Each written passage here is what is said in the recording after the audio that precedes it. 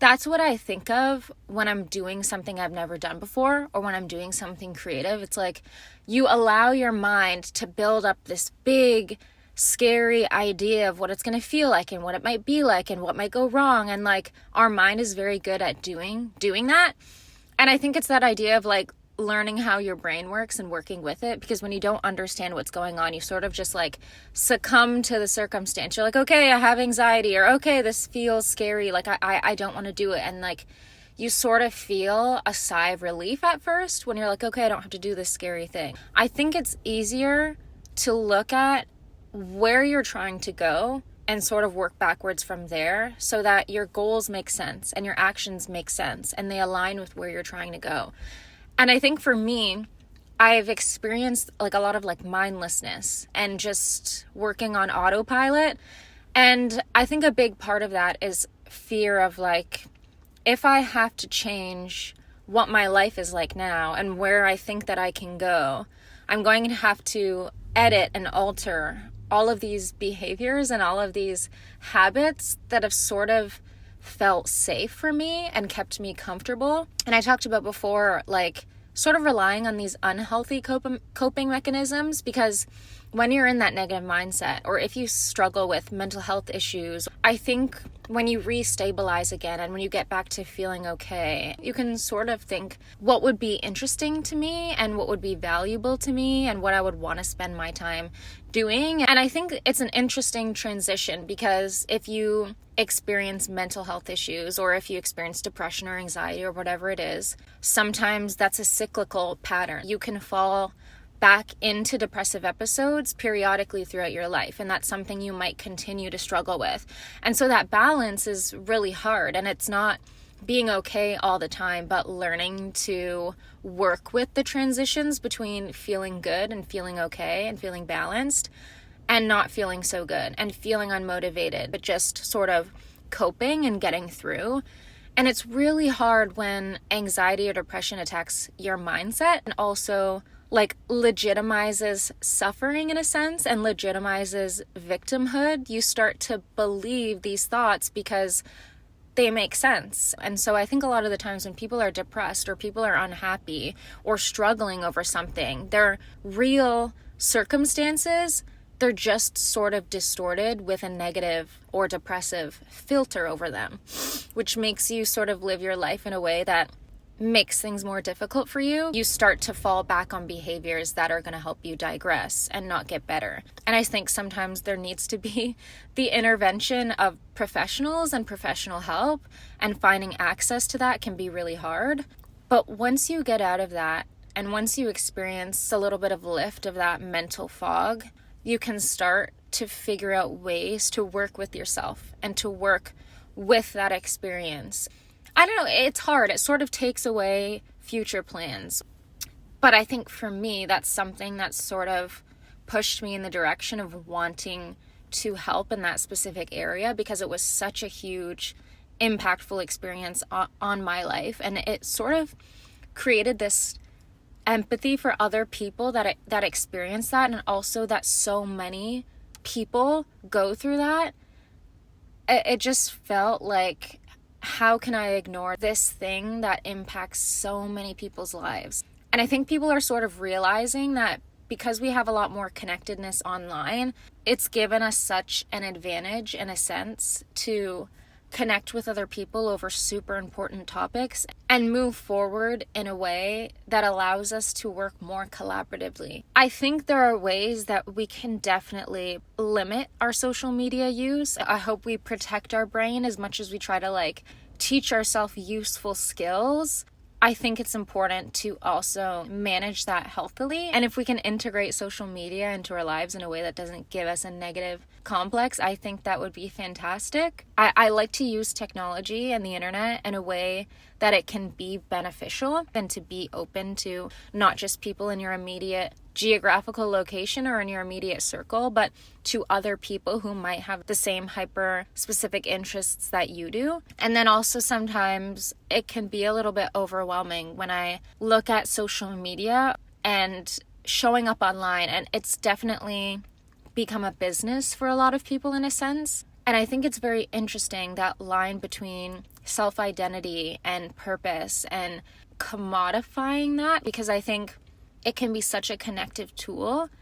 But I think I don't know, I think at the heart of it, there's something deeper in us that pushes us to connect with others. People talk a lot about your subconscious mind and how that runs a lot of the show, and to rewire that and to retrain yourself and make sure that you're moving forward in a way that's authentic to you specifically. And it can be easy to get confused by the aesthetic of others or what other people put forward and what works for them and what makes you successful and how you need to brand yourself and show up in your content.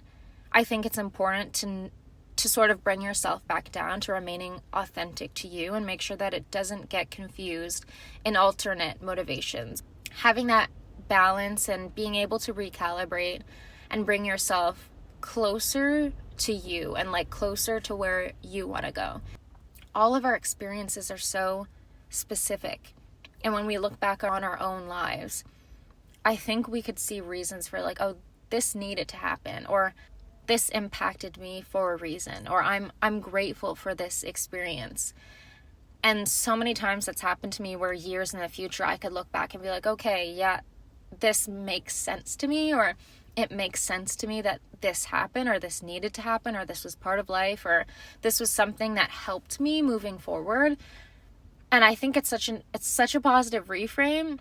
And so many times when I was in the midst of feeling a sense of hopelessness or in the depth of struggling mentally, it was very hard to see like any going forward, any living with this. Like I cannot now conceptualize what I went through in that experience. I couldn't even imagine it. Like for months straight, I felt so heavy with my mental health and like so, I don't know, it's very hard to describe. And like at the time when I was going through that, I could not imagine getting through that. I could not imagine living through that. If I went through such a depressive period like that again, I would not, I would not want to live through that. I would not want to experience that again. And to come out of something like that, to come out on the other side of something like that, and to experience happiness and connection and joy, I cannot even fathom that that's part of the human experience, that that's something that people can feel.